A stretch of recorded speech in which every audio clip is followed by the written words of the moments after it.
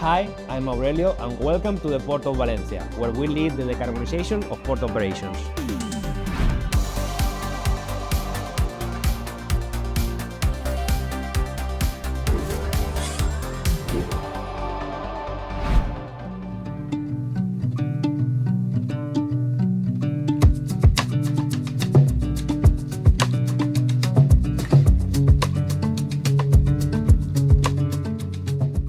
Aurelio, thank you very much for welcoming us at the Valencia Port Foundation.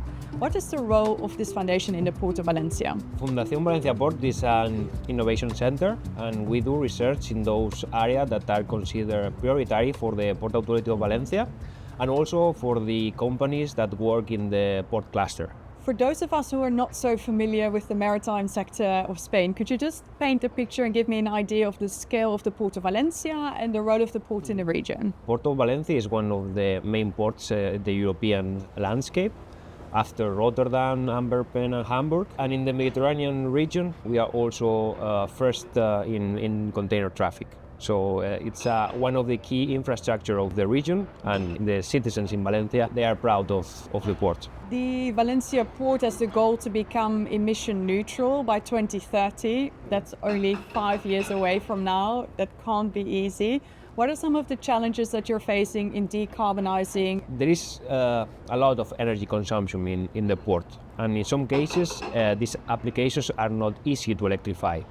So we as Fundación Valencia Port, we evaluate different technologies that can get us into that point in a very short time period to overcome the main obstacles of an energy transition of the size that we are facing here. How are you decarbonizing the operations at the moment? What are you doing to enable to get closer to the goal of net zero emissions? The approach is to electrify whatever could be electrified, and to identify those niches in which different technologies can play also an important role.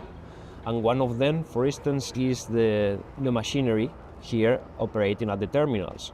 They are very big machineries, they require quite a lot of energy, and in some cases electric solutions are not suitable. And for those cases, when evaluating new technologies, and one of them is the hydrogen world. Okay, so hydrogen really comes in where electrification runs out of options, basically, if it really doesn't fit. What are the advantages of using hydrogen in port operations? In the first hand, we diversify the energy consumption, so we are not only going all the eggs in the same nest, let's say.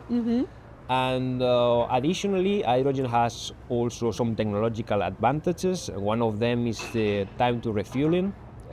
We are testing in the machines that are operated with hydrogen refueling times that are equivalent to the diesel machines, 5 to 10 minutes. And this is a very strong added value if we compare it with the electrical options that take much more time, and in some cases it's not possible and it's not compatible with the terminal operation. The Port of Valencia is the first port in Europe to use hydrogen to decarbonize its port operations. This is through the H2 Ports project. Could you tell me a little bit more about this project?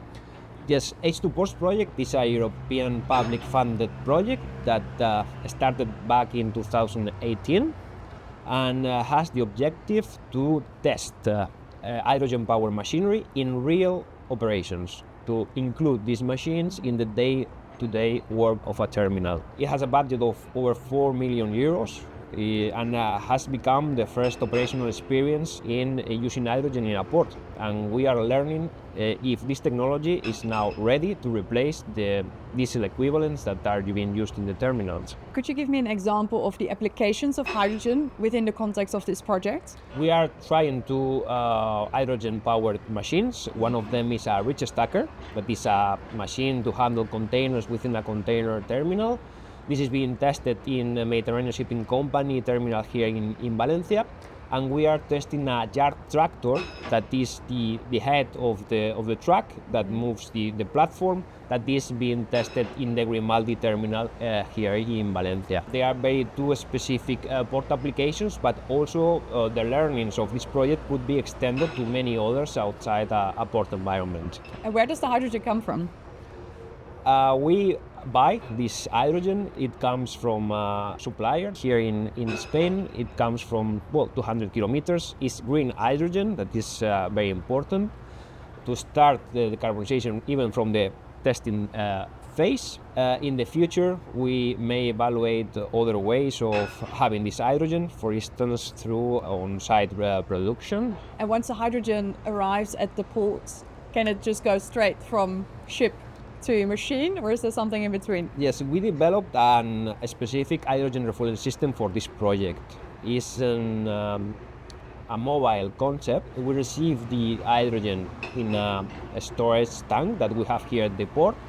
We compress it and we move it around the port terminals to do the supply every morning. So every morning this mobile unit goes to the MCC terminal and to the Grimaldi terminal and performs their refueling operations. This is also a very innovative concept that has been developed specifically for the project. Once we have many more machines in the terminals, we may think on other ways to supply hydrogen or even to produce it in the very same terminals.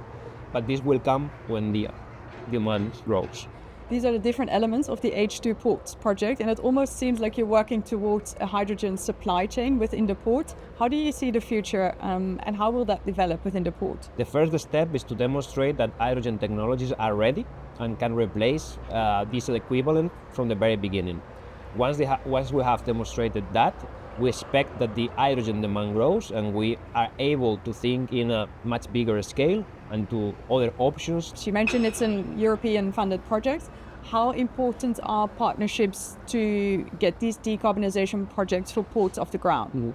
In innovation, collaboration is a key element. We need to learn from our colleagues from other countries, like in this project we have companies from the Netherlands, Denmark, Italy, and we are learning from each other and sharing experience. And not only that, at the end of the project we will also share with the community our outcomes. So the mistakes or the main success of the project is also shared and can be used as a guide for other ports that want to include these technologies in their daily operations.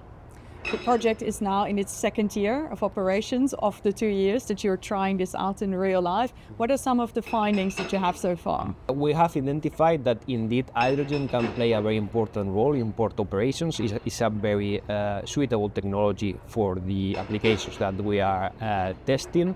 And also have to say that estibadors like the technology because not only contributes to decarbonize the operation, but also give them some benefits in their daily work. For instance, the machines are much less noisy, the vibrations are well reduced, so they are also happy with the use of these machines, as this is also a very good news for the replication of the project. If we zoom out a little, we spoke about hydrogen now. Are there other renewable energy sources that can enable this ecosystem within the port as well? We are evaluating different technologies. Electrification is going to play a major role. The Port Authority is investing a lot in renewable generation within the port. And in the future, once we start to see the energy transition also in the sea side, when the vessels start to use renewable fuels, they will require a lot of hydrogen. So this is the first step into a much larger development of hydrogen in a port environment too. The port is a really important part of Valencia and the city of Valencia. How are these initiatives benefiting the energy transition in Valencia? We are showcasing hydrogen technologies. We are proving that they can play a very important role in the decarbonization of many activities. We are growing demand, and we are also open to be integrated into other projects developed locally, even consuming this hydrogen that is produced, or even if the hydrogen is produced in the port, feeding alternative projects. So at the end, it will generate collaboration within projects of the region. The energy transition is also very much about people. Why do you care and why are you enthusiastic about working in this field? I think it's a unique opportunity to be working in a forefront project of the energy transition. At the end, an energy transition comes every 100 years and we are very lucky to be framed in one of them. Thank you very much for sharing your insights, Aurelio. For more insights, join the Enlit community.